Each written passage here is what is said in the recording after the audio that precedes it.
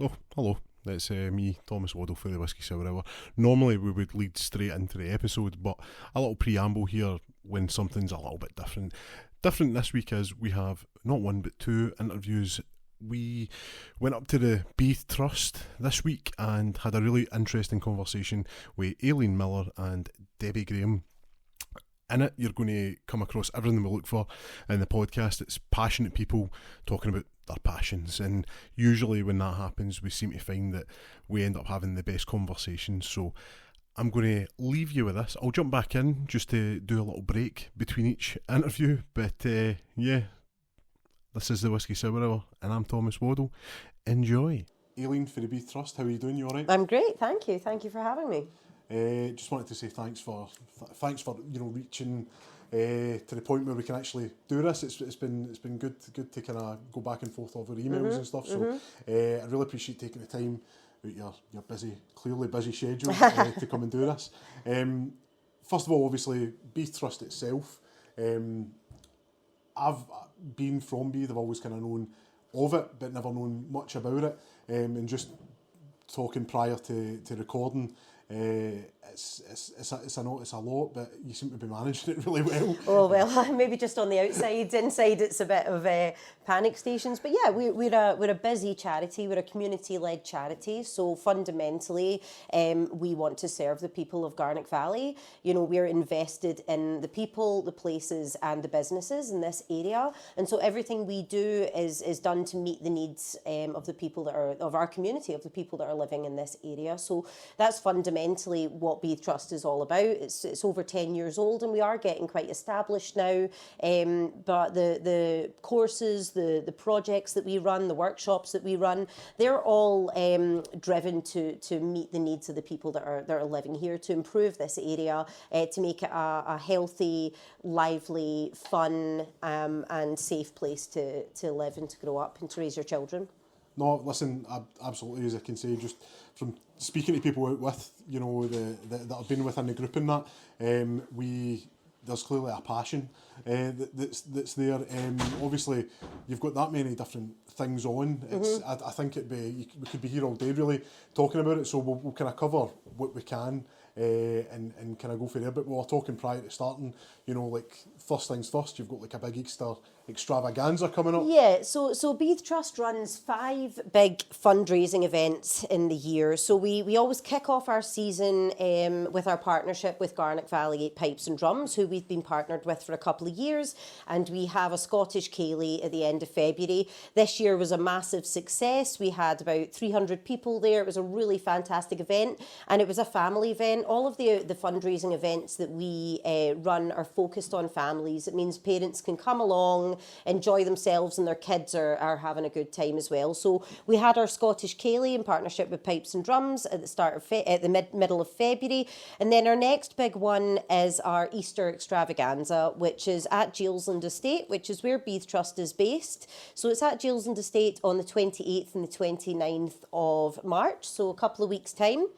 And it's basically, we have a great big events hall. We take in a load of hay bales. We have a big hay bale maze that the kids can climb on. We've got Easter-based arts and crafts activities. We've got bowling. We've got the bouncy castle up. And then, of course, there's going to be Easter eggs as well. A little bunny walk round the estate so the kids can get an Easter egg. So it's £10 a ticket, but that's all of the money that we spend getting these tickets are all going back into the community.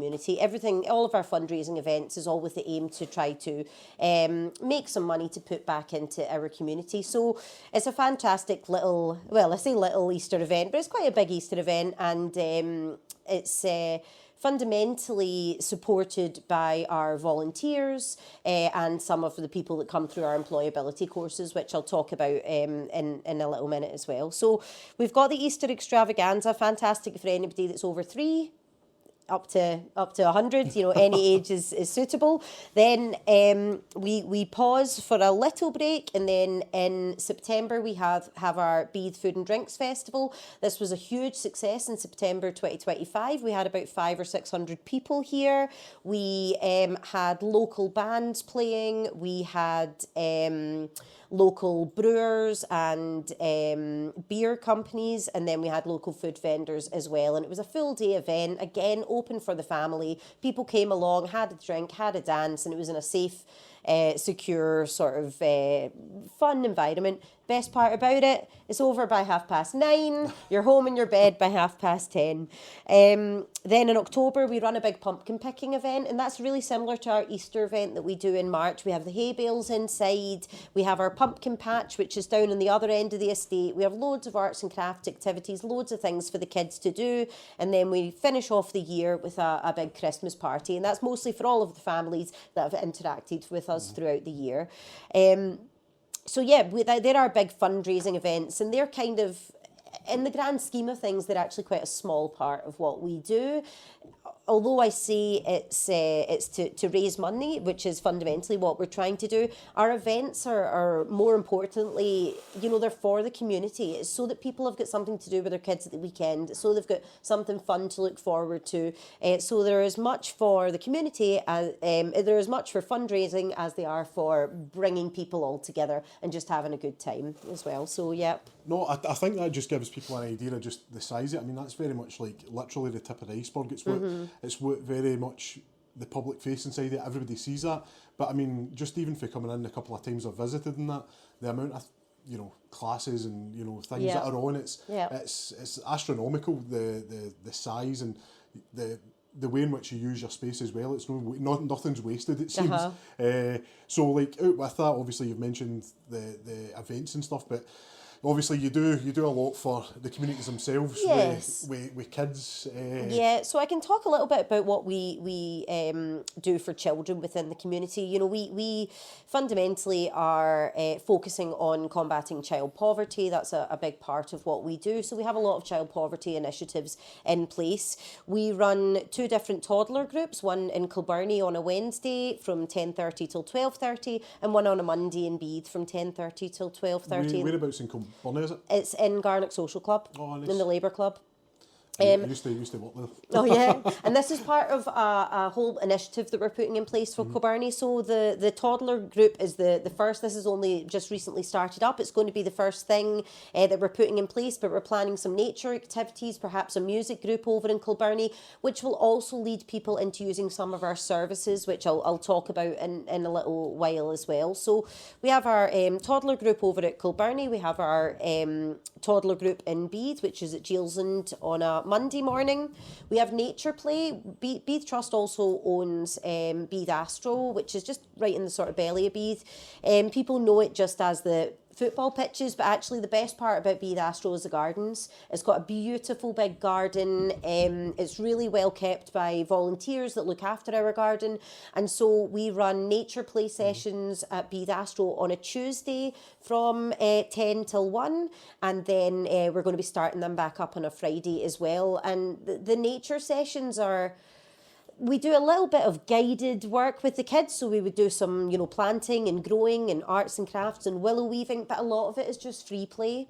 And I've found that more and more people that are interacting with our nature sessions are people from home educating families, and other children where mainstream education isn't really working for them. So they're coming into Beith Astro and they're able to learn in a much freer and outdoor environment. So we have our nature groups as well. Now, talking about Beith Astro, that's where we also run our holiday camps, and the camps at Beith Astro, for me, I believe, are the sort of bread and butter of what we do. They're the kind of bones of Beith Trust. They're so fantastic. They're so fun.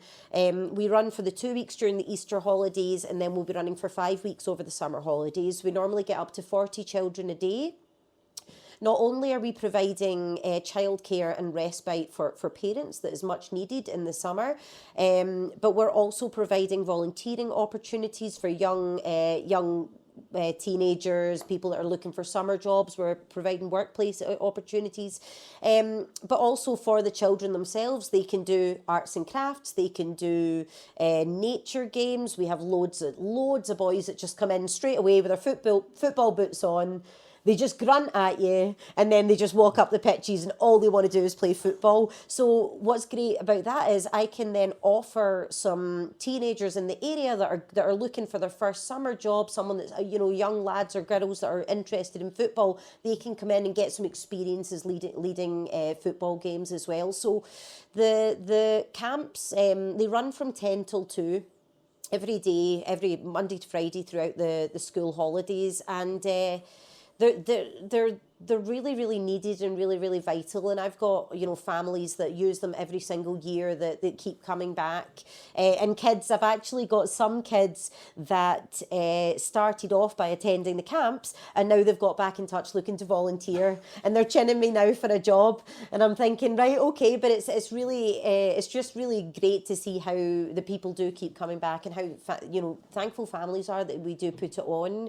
So that's something that just will never go away. Well, that's the nurturing side of it, isn't it? And it's really, really important. I mean, I'm going to talk in a little minute about the employability work that we do, but I have found the more I sort of look into employability and learn about employability support, is that parents quite honestly, they can't afford to take 6 weeks off in the summer. I know I couldn't when I had my wee boy. And so we are also offering some support in place there that parents can still keep working. They can still continue to go to their jobs and they know that their child is going to be looked after, but also outside and having fun and safe and all that sort of stuff. So our holiday camps, they're quite a big part of our children's activities as well. To use them activities, do people have to sign up online or do they just turn up on the day? How does that work? No. We put our so anybody that's interested in volunteering or interested in even looking for a sessional position with us, all the information's either on our Facebook page, which is just Beith Trust, or on our website, which is just beithtrust.com. No, people can't just turn if they're wanting to book a place. If they're wanting to book a place, no, they have to book in. We have quite a we are quite clued up on our child protection, our health and safety. So everybody's booked in. They're all recorded on our system so that we know exactly who's coming along, what allergies they've got, if there's anything we need to know about. But that's all shared on our Facebook. We find that families they get their information for us mostly on our social media. So it's all shared on our Facebook. And we do also offer bursary places. So the camps are $5 a day. But we offer bursary places for families that are living in the KA15 postcode, because that's obviously who we're looking to really accommodate. So anybody that's that think they might be struggling financially to cover that, they can be offered a bursary place there. That's brilliant. That's good to hear. I remember back in the day, play scheme being a thing. Yeah, so it's similar to the play scheme. No, but I mean, that was some of the kind of best memories of the summers back in the day. Yeah. And I was exactly the same. I mean, I grew up in summer camps and holiday camps and after school clubs, and that's if you've got working parents, that's the only, it really is the only option. We do run an after school club at Beith Primary School, so that's called the Beith Hive, and that has a breakfast club which runs from 7 till 9, and then an after school club which runs from 3 till 6. And we also do a pick up and drop off service. So this is, although it's based in Beith Primary, we do a pick up from St Bridget's in Kilbirnie and from Gateside as well. So we can pick up the kids and bring them to Beith. They get a wee snack, they get some games, we do some activities with them, and then parents can pick them up there. That's amazing. I mean, and you're saying, the K15 area, but I mean, straight away you're like already expanding out. Of course. I mean, with everything we do, although we're focusing on Beith and the Garnock Valley, I mean, some of our projects are North Ayrshire wide, and they do branch out across. We will never turn anyone away. No matter where they're from, we never turn anyone away. Everybody's welcome to join in, and 90% of what we do is free to attend. There's only a couple of things that we have to put a small cost on, and that's really just to try to cover some of the running costs of everything, which which is it's just part and parcel, isn't it? Everything's getting more expensive. Yeah. So no, it makes absolute sense. But I mean, you mentioned earlier about the kind of employability. That's a big thing these days. Making sure getting people into jobs. How do you find, or how do you go about doing that? Like, what sort of things do you offer that way? So talking about our employability work, that's a really big part of what we do here at Beith Trust. We run blocks. We partner with Right Options. They're an employment company, and they actually deliver the sessions, and they are the most fantastic people. We aim to remove as many barriers as we can with our employability courses. So we run courses that are either 4 to 6 weeks, but they're only 2 days a week. Our first block of this year is ending next week. They're about to graduate. So we provide lunch for everybody. We can put a creche on. So if there's any parents that are looking to get employability support, we can offer childcare support. We cover their transport costs. We cover their lunch costs. And in the courses, they get CV support. So we support them in writing their CV. We do interview skills. We talk about job search and how to use AI for that. But we also put them through a really wide range of training. So they'll get an accredited first aid course, an accredited food hygiene course. We can put them through their SALPS alcohol training if they were interested in hospitality work. Plus a lot of online courses like customer service, GDPR, infection control. So what is nice about the employability courses, particularly, they're suitable for anyone over 15 and a half. So if you're a school leaver and you're wondering what to do, I can't stress enough, this is different from school. It's all about group work. It's about confidence. Even this particular block, which ends next week, the people that are on this block, it's night and day compared to when they came in 6 weeks ago. They're talking, they're confident, they're making eye contact, they're standing up and speaking in front of others. So they're really, developing their sort of interpersonal skills as well as all of the training that we do with them. Now, all of my employability courses, how I've done it this year, is that they lead up to our big events that I mentioned at the beginning. So everybody that's on my current employability support course, they're all getting a work experience day at my Easter extravaganza. So some of them are going to be on the door dealing with tickets, using the chip and pin machine, dealing with money. Some of them are going to be working with families and doing arts and crafts activities, helping with facility work and setting up for it. So from that, they've then got something else to put on their CV, and they're also able to get a reference from me. So if I've got somebody that's worked really well, completed the course and has worked really well, I'd be delighted to then, give them a really good reference for future employers. So our employability work, we've got these block courses. This one's finishing. Our next one starts on the 19th of May. That's our next block of employability courses, and that's leading up to my summer camp. So anybody that takes part of that employability course will be offered the opportunity to get some work experience at our camps, interacting with kids. So really great for people that are interested in childcare, people that are looking to go to college to study play work or childcare, anything along those lines, classroom assistants, and we also, we put them through child protection training as well, and safeguarding training and play work training as well in the lead up to the camps. So we're the employability courses are I really can't stress how beneficial they are, and you don't have to have any sort of experience, you don't have to have any sort of qualifications. You if you struggle with reading and writing, we can support you there. If English is a second language, we can support you there. So you can self-refer for the employability courses, or we also get referrals in from the high school, from DWP, from family members, from social workers. People can put referrals into us for candidates for the employability courses. So they're a big part of what we do, and they lead well into everything else that we're trying to do, just to sort of help people get a handle on things. No, of course. Bit, you were talking about the skills there. I mean, you're not pigeonholing them, and the fact is the skills they're picking up there are transferable and applicable in a lot of different workspaces. So it's you're not only going to be doing this. It's like this will benefit you in everyday life, even if it just boosts your confidence. Like what's interesting about the employability work is that we are not getting people on this course so that they can then go out and get a job. Mm-hmm. People come onto these courses and, within the first few weeks you're realising, right, maybe full-time employment isn't the right thing for them, maybe a volunteering opportunity is a better option, or a workplace or an apprenticeship. So we are very lucky at Beith Trust because we do have so many projects going on that we are able to guide people into volunteering opportunities, which we have done in the past. And then after 6 weeks' time, after a few months' time, their confidence is growing, they've got some experience, because even with volunteering, you're still part of a team, you're still got a routine, you're still getting up in the morning, you're still wearing your uniform, all these sort of things, and it's getting you ready for the world of work. So for us, there's never any pressure to then go out and get a job. It's really about just saying, right, wait, what is going to be the right next step for you, and how can we support you in getting to that next step? And like I said, we've had people that have gone through the courses, started volunteering, and then 6 months down the line they've said, look, I've seen this job, I think I'm ready now.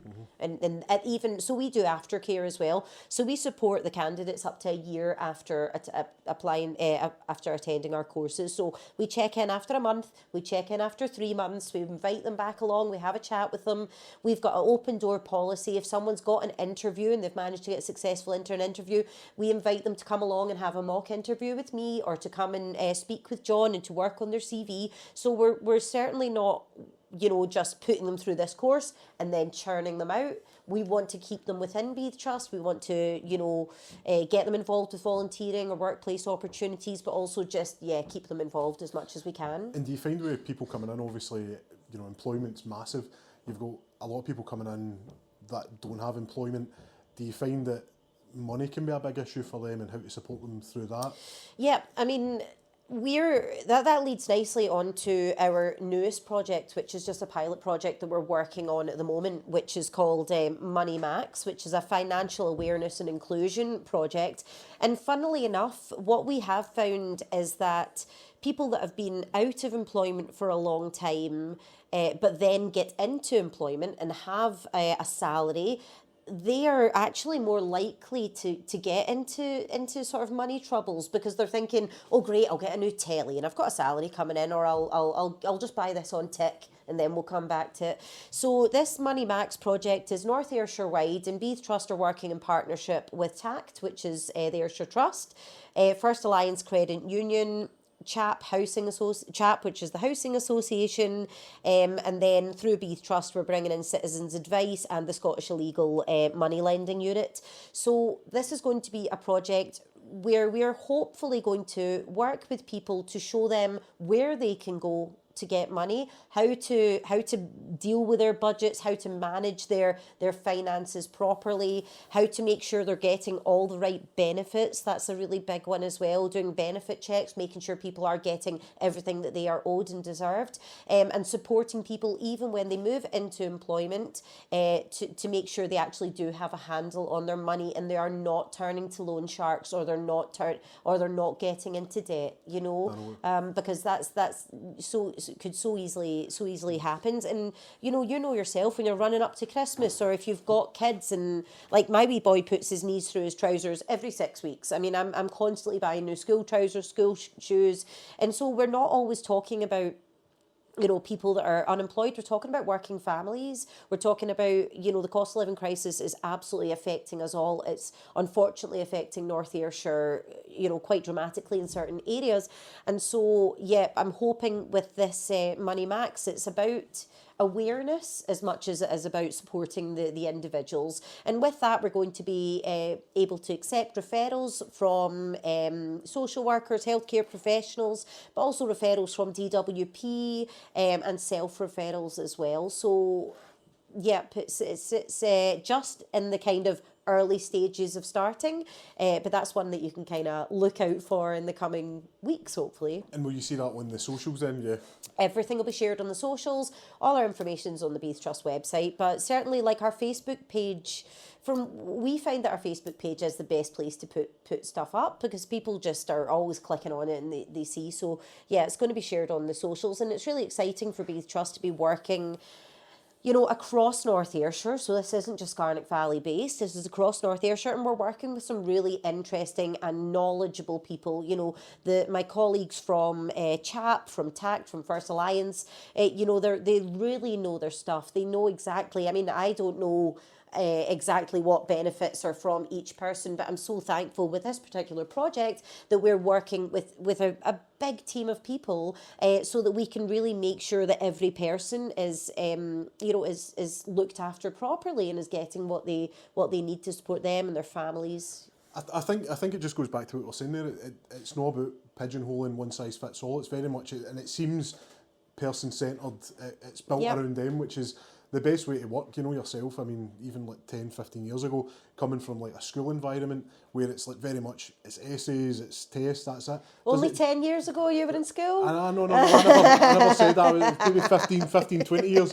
But you know what I'm saying? It's almost like the point where there was only one way to get your passes and that, and real life is not like that. And the amount of people I know that are soaring, and you know, maybe in school they weren't the best student, that they're the best candidate for a job. So absolutely, you must see people coming through, and it must be exciting and good for you knowing that they've came through here and they're only going to flourish after that. Well, that's always the hope, isn't it? You know, we're hoping people engage with us. We're hoping people, and we tend to take quite a sort of soft approach. So that's why we also run our, you know, well-being groups and our toddler groups and these sort of things, so that people feel comfortable coming along. You know, the toddler groups are a good example, because you've got a lot of parents that they've taken time off work for maternity leave. They don't know what they're going back to and where they're going next. And that's when we can step in and say, right, okay, you've come to our groups, you know, you're enjoying it.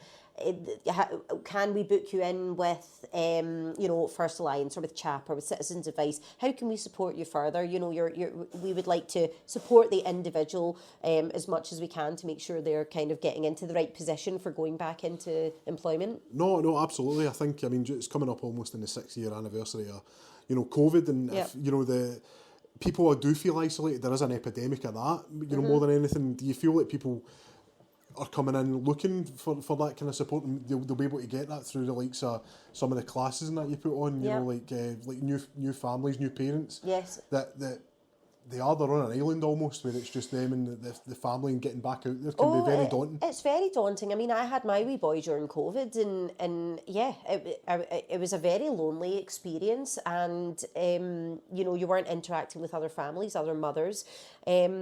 And so, and I think that can sometimes continue. People feel quite, you know, sometimes for some of our children's group, they feel quite anxious just to get out the door. And it's this is what I'm saying about the employability courses as well.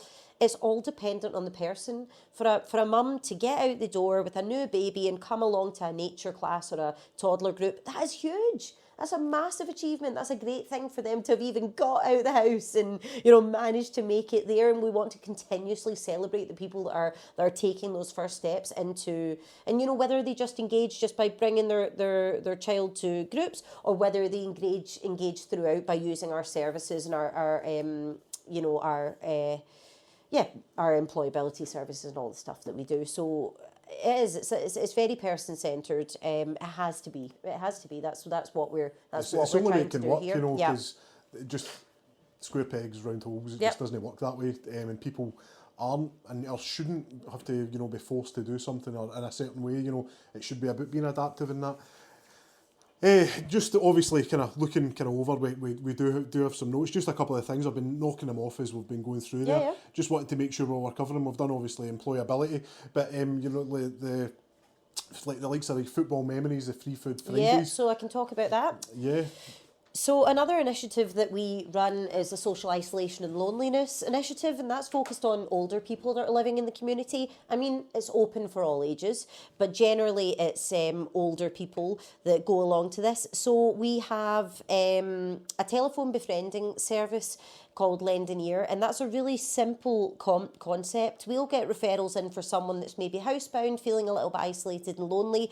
We pair them up with a volunteer, and this would be a volunteer that we've put through befriending training. So we've got quite a big befriending training program, and then really simple concept. The volunteer phones the older person at the same time every week, and they have a little phone call, and they mostly chat about the weather, moan about the buses, talk about their grandkids, and it's not a counselling service, although my staff, the volunteers are trained up to on what's the right safeguarding methods to put in place should anything that's a wee bit alarming come over the call. But that's never ever the case. Generally, it's just people wanting to have a chat. So, as part of our telephone befriending service, we run quite a lot of face-to-face groups as well. So once a month in the Eglinton pub, we run an afternoon tea, and that's for our volunteers for Lend an Ear to meet their people that are getting their phone calls. And then we also have a lot. It's normally about 30 or 40 people come along to our afternoon tea. So they run once a month. We have our football memories group. That's based at Beith Astro, and that runs every second Tuesday of the month. Women are more than welcome. It just happens to be mostly your old boys. They come in, they get a bowl of soup, or they get a wee sandwich, or sometimes a wee pie and a cup of bovril, and they sit and they talk about Beith Juniors football team, because obviously Beith Juniors are the best football team, supposedly. One the mighty, obviously. That's and what you're I right hear. next to Bellsdale, obviously. Yeah, exactly. So the Beith Juniors, they look at sort of football memorabilia, they watch old games, but they've also been on 2 recent visits, one up to Hampden last year, and then they went to St Mirren Football Club just a couple of weeks ago as well. So that's a really good one. Like I said, women are welcome, but it is good for older men, because men are a little bit more resistant to coming along to these things. So the Football Memories group runs then. We also run our Chit Chat Club, which is on a Friday in the community centre from 12:30 till 2:30. And this basically started because on a Friday we run our Free Food Fridays. So that's basically a food bank, but what we're trying to do is just stop food waste going into landfill. That's the most important thing. We're stopping food waste going into landfill, but we're also targeting food poverty as well at the same time. So with our Free Food Fridays, we sort of noticed that people were just coming along, getting some free food. So this is all food that's come from supermarkets. So we've got volunteers that go out to the supermarkets. We get veggies, we get loads of pastries. They collect all that and then put it out on the Friday. But we sort of noticed that people were just hanging about, and then as a real kind of grassroots project, we started putting some tables out, and people started sitting down, and then one of our wonderful volunteers bakes scones. Shout out to Shona, who bakes the best scones in Beith. So and she started baking scones, and then we put some teas and coffees on, and now our Chit Chat Club can have up to 30 or 40 people. So whether they're using Free Food Friday or not, they come along, they sit down, we've got volunteers there, we've got staff there as well. They have a cup of coffee, they have a cup of tea, they have a scone, and they just interact with each other. Really, really simple. In the winter, it's a warm room as well. It's a couple of hours that they're not sitting in their house if they're worried about putting on their heating. And it's just a really simple social interaction.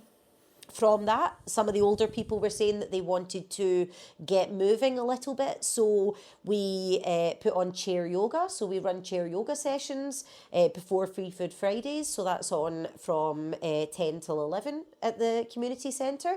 And we're also looking into doing some more low impact energy,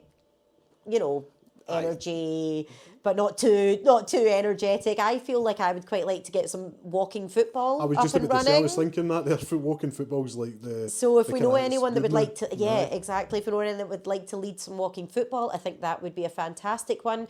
We're actually putting out some feedback forms just now. I think a walking group around Beith as we're coming into the springtime would be quite nice. So yeah, we do try to invest in the sort of older people that are living in Beith and those that are feeling a little bit isolated and a little bit lonely as well. So that's all in place. And as I said at the beginning, all of our projects are ever changing. We're open to what the community wants. We want to hear what is needed. We know there's a childcare pandemic, so we're combating that with our children's services. We know that there's a high rate of child poverty in this area, and so we're trying to put as much for children and families on as we can. We know there's a lot of unemployment in North Ayrshire, so we're combating that with our volunteering opportunities and our employability support. So we are always open to hear what the community wants, what's needed within this area, and what we can do to make a difference. No, that's it. And just the best way to kind of get in touch is through the website, and the socials would be the best way? Yeah, absolutely. So you can send us direct message on Facebook. There's an inquiry form on our website as well, or you can give us a ring if you need to, but I'd rather it was written down, because if you phone, if it's not written down, it's not written down, exactly. So you can get in touch with us through our Facebook page. We constantly are putting out Google forms and feedback forms, so commenting on our posts, they're monitored all the time. So yeah, we're always welcoming people's thoughts and ideas about what else we could put on. Obviously Beith Trust is funding dependent. We have to, quite a large part of my job also is, applying for funding applications and reporting back on our findings of our funding. So it is funding dependent. So it can be a little bit tricky at times, but we are always, if there is a need and we've identified this need, then we will do our absolute best to try to get the money in to be able to support that and make that better. No, yeah, it seems to just be growing from strength to strength every year, so I really appreciate you taking the time out of your day to come. No, I've really enjoyed talking to you. Thank you so much. No, thank you. Great. A passionate Aileen Miller there. Beith Trust, just doing things that, as I say, as somebody who lived in Beith and walked by the Julesland estate many a times, never knew the breadth and depth of just what they do up there. So really interesting conversation there, and I really appreciate the time taken. The next conversation is with Debbie Graham, who runs the baby bundles, and as a soon to be father, I was a bit blown away by really what is going on here, and you'll probably hear that in my voice many a time. I'm like, is that actually what's happening here? So sit in. This is one that, even if it doesn't affect you, you might know someone who's in a situation where they might benefit from this. So this is Debbie Graham from Baby Bundles at the Beith Trust. We're joined by Debbie Graham, who is part of the Baby Bundles. Is it lead or is it's project supervisor? I just wanted to make sure I said you're fine. I said the right name there, Debbie, because that's important here. That's a bit of your footer in that. So I think that's an amazing just thing you're doing. Like the Baby Bundles, it's huge. The kind of world we live in now, there's so much need. I was going to say poverty, but there is a need for it, and the support just from that is amazing. Explain to the listeners what that entails. Like, how do you go about that? Well, I'm not sure if you're aware, Baby Bundles started in March last year. Obviously it's a project through Beith Trust, the funding for that. So basically we've received donations from, it could be any area. It could be just basically full in North Ayrshire, and that could entail prams, clothes, anything that's essential for babies. So we deal with clothing and items up to the age of 5, so 0 to age of 5. The donations all come in, and then they'll get sorted from our volunteers in the hub. So what means of washing any of the items and making them all fresh, checking them well. Obviously you don't want to give people out items that are not good quality. And once they're all done, we get referrals from different agencies. That could be midwives, health visitors, social work, early years centres. It could be from the refugee charity groups. Pretty much anyone who's dealing with families for children, they'll refer to us, and then they'll refer to us what the items the family's needing, and then we'll make up the bundles for those families. It could be just they need clothes, it could be they need nappies.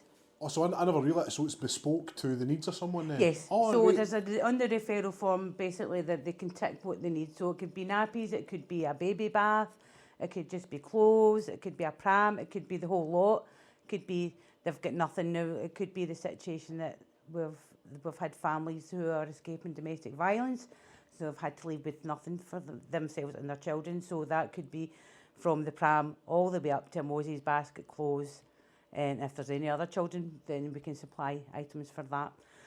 Excuse me. So pretty much everything you need for a baby. No, that's again, like just I knew about it, but just again, I was saying to Aileen earlier on that you're only seeing the iceberg. You're seeing the tip of the iceberg here. Yeah. So the fact it's bespoke to the needs of someone, again, it goes back to that person-centred kind of approach that we spoke about. It's no one size fits all, like you're saying. No, every family is different. How do you you said it's been going on for just about a year. Yeah.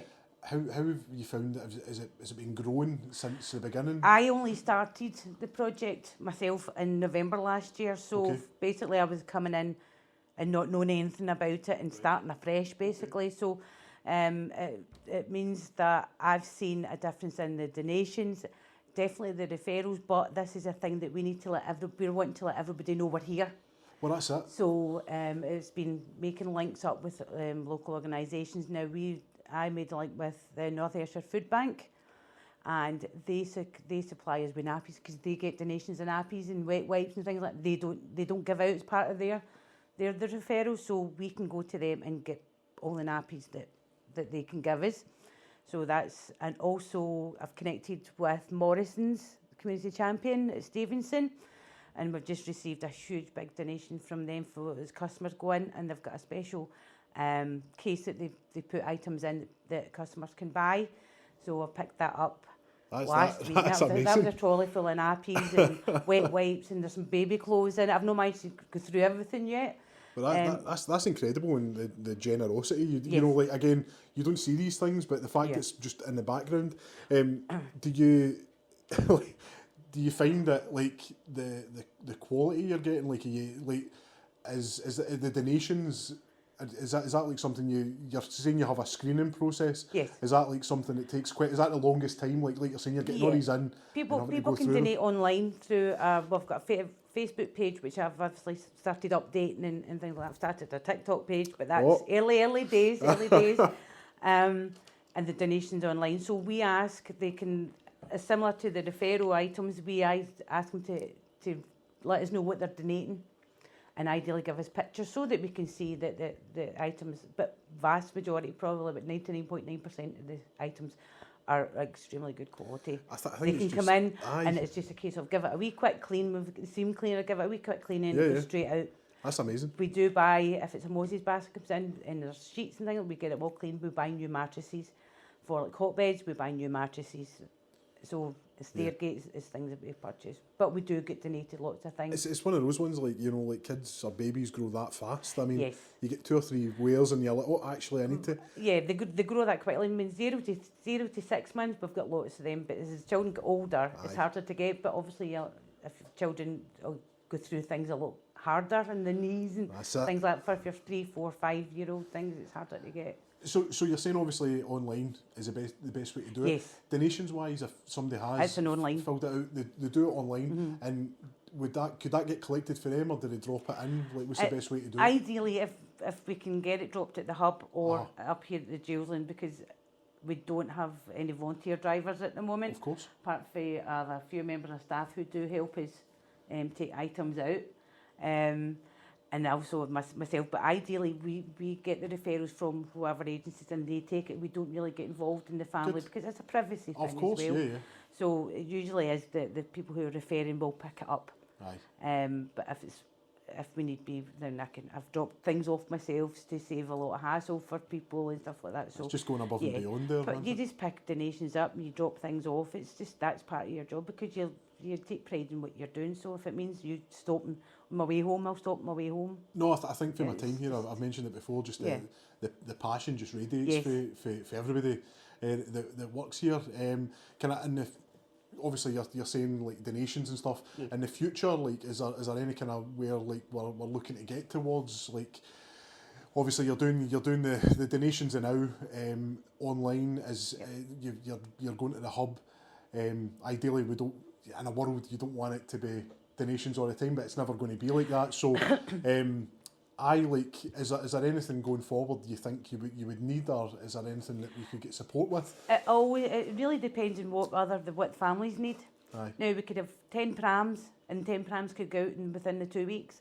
So it's a continuous thing. So on the social media Facebook page, at the moment we'll say, right, we've got plenty of such and such clothes, but we do need this. Oh, so I didn't realise. So you have a basically like you have a needs like or requirements. Yeah. I mean, okay. It comes to there's only limited space that we've got at the hub, and we do use some of the premises at the Jewsland. But it is a case of if we've got cot beds is a huge thing that everybody wants, but cot beds last from a small age to they're not very often that you get things like that.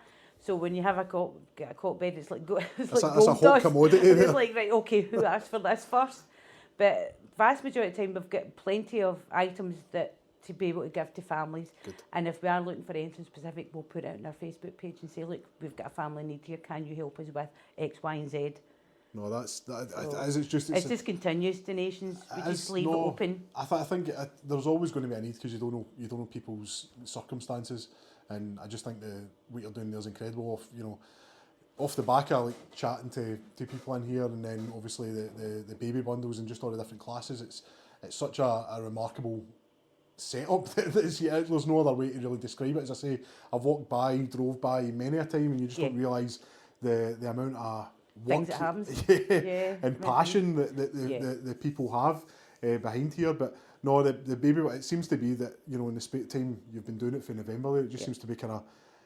It's grown arms and legs a wee bit, and that's what I was intending when I did start. And I want everybody to know that we're here, so that if they do need anything, then they can come to us through obviously their referral, and it's getting that word out to. I mean, we're predominantly in 3 towns, but we do the whole of North Ayrshire. But that's a case of, right, want everybody to know we're here, so that if they are struggling, whether it's financially or they're on their own, they've got no other support, then there is somebody there that can help. And even if it's a case of a couple of packs of nappies, then we'll give you it.